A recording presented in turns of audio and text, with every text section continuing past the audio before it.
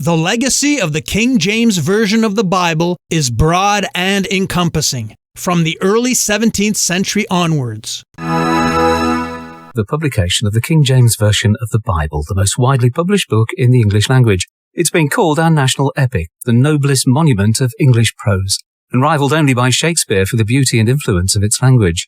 James Naughtie assesses the story of why King James decided to commission a new translation and of the painstaking work by a committee of 54 scholars to bring it to fruition, and the impact that the Bible has had worldwide and reflects on its continuing influence in our language and culture. This Bible is with us still, in our language, as a lens through which our whole culture shines. Whether for Christians, practicing or dormant, or for those who simply value the best in our past, the King James Bible is precious. A product of politics and religious strife as much as devotion, shaped by accident as well as design, it has come to represent and embody so much of what we hold dear in our language and our literature, as well as remaining an instrument of faith. No book has travelled further, none has matched its weight in our culture, and over its 400 years, none has been more widely loved.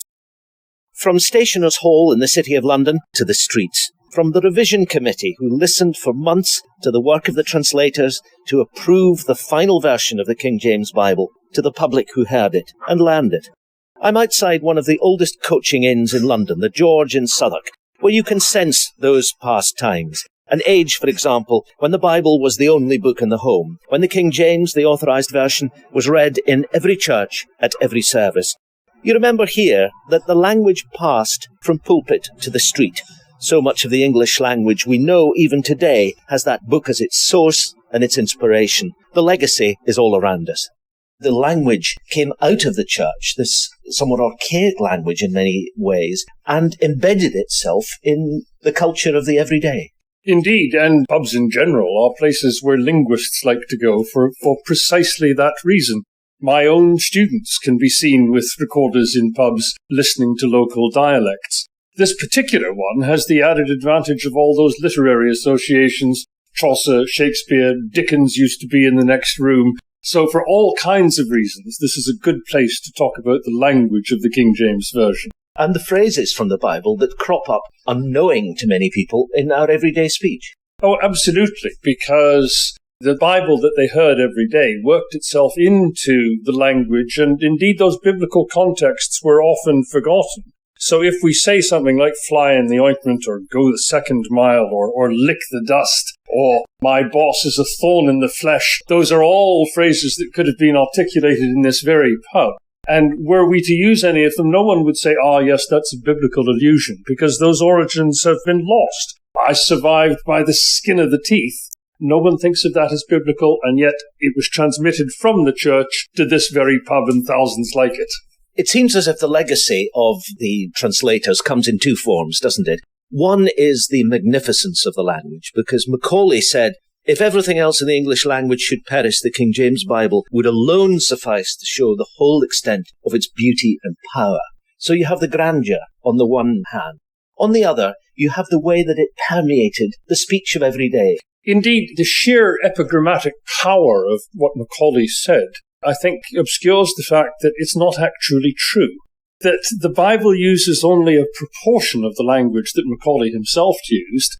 And if you think of his own prose with its subordinate clauses, the Bible is free of all that, because its most striking characteristic is its simplicity. It's grammatically simple, and its vocabulary is simple. And the folk memory is there for many people who've never opened any Bible, let alone the King James, in their life.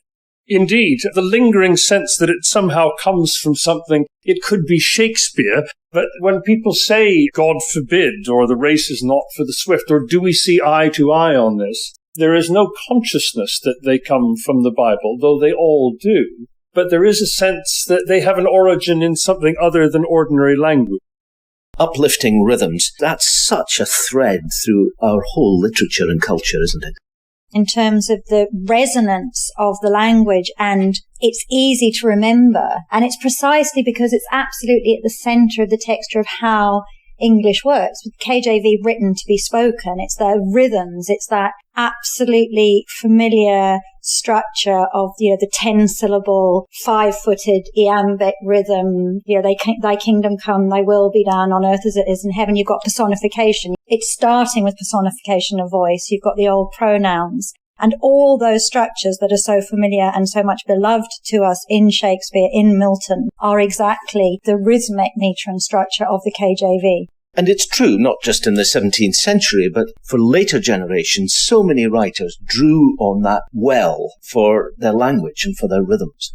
This deep well and powerhouse of language and rhythms, but also of stories, really hardwired stories, whether it's Moby Dick, can I hook this Leviathan with a whale? I mean, he takes that one phrase from the King James Version and then writes that whole narrative. And that arguably takes you from Moby Dick. You can draw a direct line from Melville to Hemingway's somewhat shorter version, but similar resonance in the language of The Old Man and the Sea. And hugely influential on 18th and 19th century text. And we shouldn't forget radical text as well, radical poetry and text, whether it's Mary Wollstonecraft, whether it's Shelley, whether it's some of the women writers of the 19th century. What strikes me as a kind of paradox, it is true that in the early centuries there is an explicitly Christian literature that borrows from the King James Version. So Milton, whom you mentioned, takes She gave me of the tree and I did eat, which is a perfect iambic pentameter line, and he simply puts it into Paradise Lost. It needs a footnote. He should have acknowledged that he borrowed it. But in later centuries, what happens in English literature is that the canon becomes entirely secular. What does happen in England is that the familiar language of the Bible begins to infuse this wholly secular literature.